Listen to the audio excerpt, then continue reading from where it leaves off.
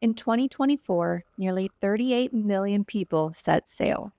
Cruise travel has not only bounced back, but surpassed pre-pandemic levels. I love cruises, but it's this love that makes the contradictions hit harder. This project is both ethnographic and autoethnographic, a floating classroom and mirror. This mirror had reflections I didn't expect to see, let alone share. But wonder isn't the whole story. I boarded this ship not just as a passenger, but as a researcher, curious about what cruises reveal and what they obscure. The cruise ship itself is a cultural artifact, a mobile site of meaning and myth. There are currently 323 ocean-going cruise ships sailing the seas, and the industry isn't slowing down. 57 more are expected by 2028. Some ships now carry over 8,000 people. These are floating cities. In 2023, cruising contributed over $168 billion to the global economy, supporting more than 1.6 million jobs. Wages paid totaled nearly $57 billion, and in 2025, 19 million Americans are expected to set sail. A cruise passenger generates over 400 kilograms of CO2 every day. That's more than 8 times the footprint of land-based travel. Through the lens of cultural studies, we begin to see not just what is there, but what is produced. It didn't take long to notice that this ship wasn't just a vessel. It was a symbol, a floating world of design, luxury, and layered power. Desire is carefully managed here through space, language, and ritual. Every plate cleared, every towel folded, there's a labor structure beneath the luxury. At port, culture is choreographed, but is it authenticity or performance?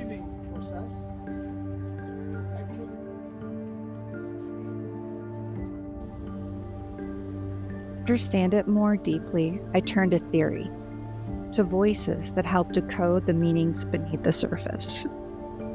I wondered what others thought about it, those cruising beside me, sharing sunsets and buffets. So I asked. I'm from Colombia, but I've been living for 20 years in the United States, in Texas. Yeah. I've been in Texas for 50 years and was raised in northeast Mississippi in a small town. A perfect vacation is where we can, first of all, be together. We don't need to worry about the time. We don't need to worry about what day is today, and we just forget about that. And in that way, we can rest thoroughly. Yeah. My wife stays very stressed year-round. She's a school teacher, dyslexia therapist, and so getting her away from her normal environment where she has to relax is what I enjoy the most out of it. To see, especially when we sit to it and hear different languages around, I love it. And to have the chance when we go in the excursions, to have the chance to talk with other people that they speak other language, and we can communicate through English, and they can tell us about their cultures. That's awesome. Do you ever think about who's working behind the scenes? Most of the time. Liliana especially likes to get to know the people who work cruises and spends a lot of time visiting with them when they're able to around their jobs. They seem to work very hard, very long hours.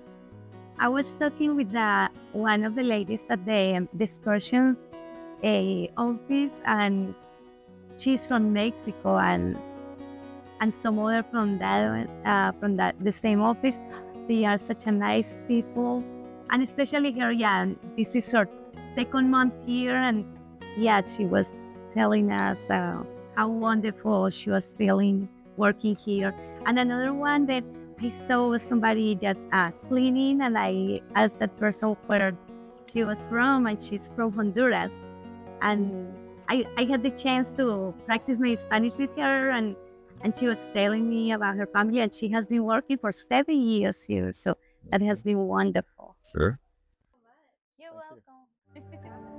Theory gave me language, but experience gave me something messier.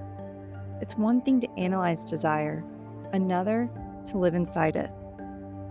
Beneath the surface of leisure lies a different rhythm. Below deck, a workforce of over 2,000 people keeps the vessel afloat, literally and metaphorically. My home is from Indonesia. So, yeah. So this is my 5 years on the ship. Yeah, we are connection with all the guests, and then we are welcome to the guests. So we make feel the guest is comfortable. In the crew only is only for crew only. That is we can offer it for the guests like an emergency. There is emergency, so we are welcome to the guests to pass by in the crew hallway. I mean, it's like last time before when I first time. So I feel lost in the ship because it was my first time on the ship, and then the ship is very big, lot of area, so I feel lost. So that is my first time. I feel bad in the ship. Even in the crew area, I feel lost because that time is my first time. Wow. So challenging is I think if I'm doing something wrong, so something like that is bad.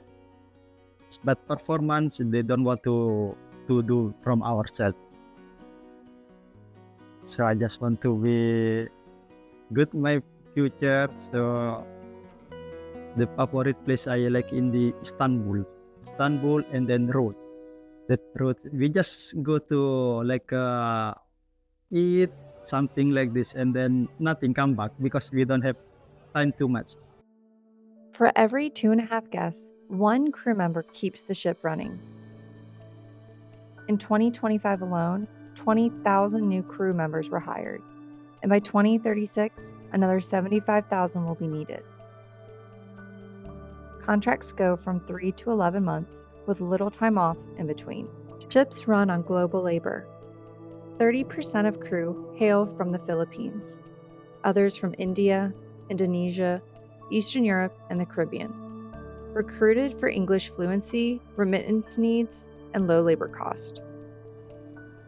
Southeast Asians, especially Filipinos and Indians, are recruited into service roles supported by government-run maritime academies and hospitality programs. Now, every single restaurant has a kitchen behind, and then downstairs we have prep rooms, we call them, and you have a prep room for fruit, prep room for vegetables, you have a prep room for poultry, you have a prep room for red meat, and you have all these separate areas. You have a prep room for cold preparations, we call it cold buffet prep room, and they take it from provision, the raw items, they bring it into ready to cook, and then it goes into the galleys of each restaurant.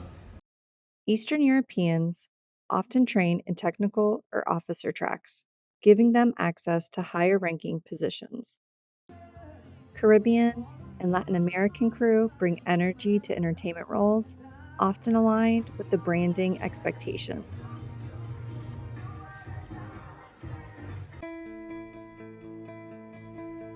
These divisions aren't accidental. They reflect a global system where nationality, training, and labor value intersect.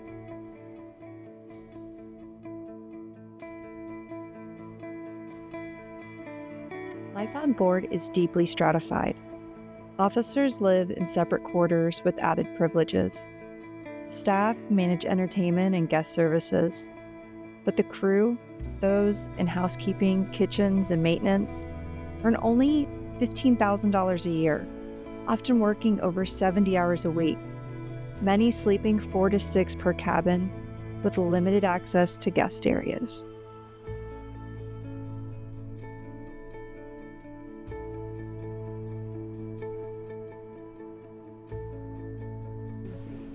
Finally, I wanted to hear from those who weren't sailing.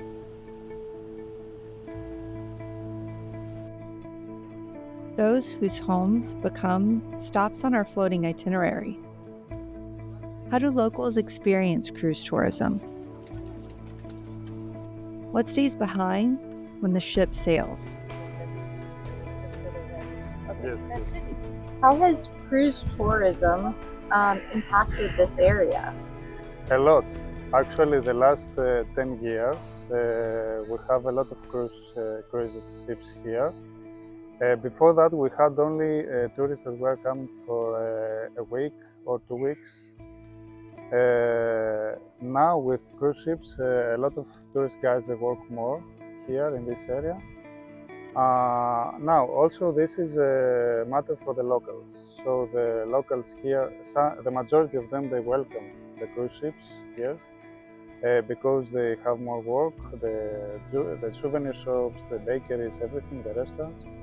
There is a small minority who don't like a lot of people, like everywhere, yes. But this is the same everywhere in the whole world. It's not something just Greece.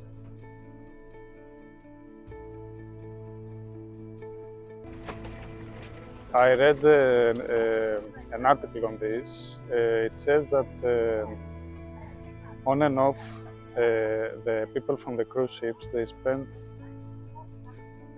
for example, €2 per person to buy water, and that would be all. So regarding all these people and the transfers and the crowds and everything, the benefit maybe is not so high. However, it's welcome here. One man from a cruise ship came here with ashes with a vase of ashes. And after our doing Knossos, he sat by the cafeteria and he had a photo of a woman. And I have a discussion with him, and he told me that it was his wife. And she didn't manage to come here alive, but he gave her a promise, and they came in this way through the cruise. Through the cruise, they managed to come here and see the Knossos together.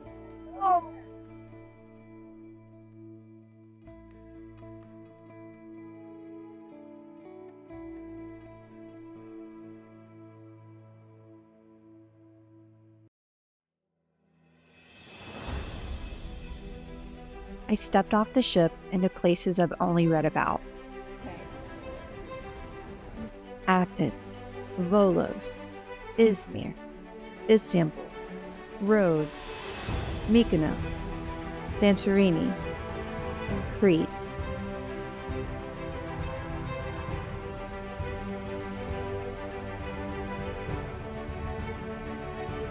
Each stop, a postcard flash of history, beauty, and complexity.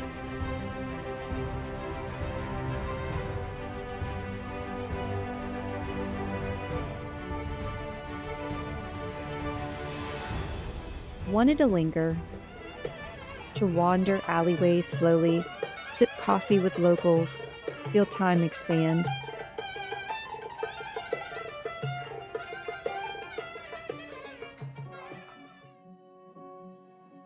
But time is scarce on a cruise. A few hours here, a guided tour there.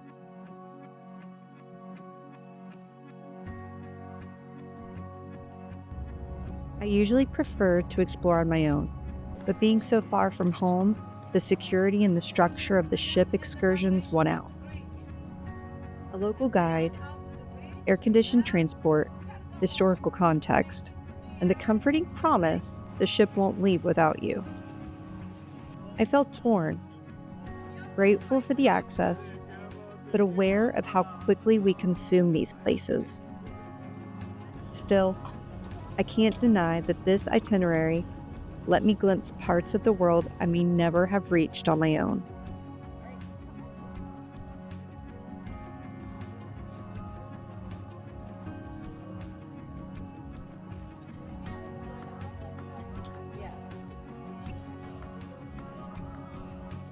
And maybe that's the paradox.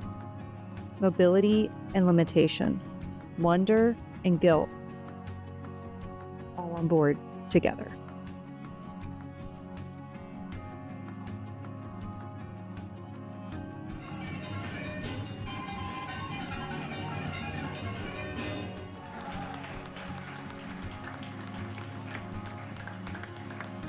In my research, I did find some things that made me hopeful.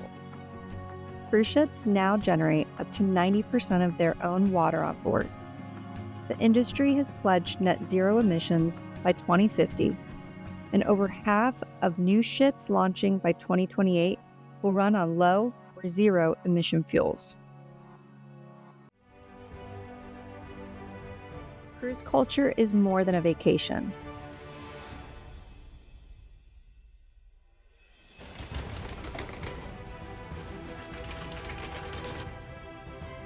It's a traveling metaphor of consumption, identity, and empire.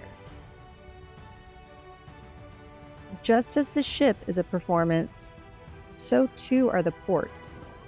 Staged for us, curated to feel authentic, packaged for us to consume. These stories of joy, tension, and labor stayed with me. They changed how I saw everything. Because in the end, cruising isn't just a way to travel, it's a mirror. What we see in it depends on how closely we're willing to look. It's about what we carry, what we consume, and what we choose to see.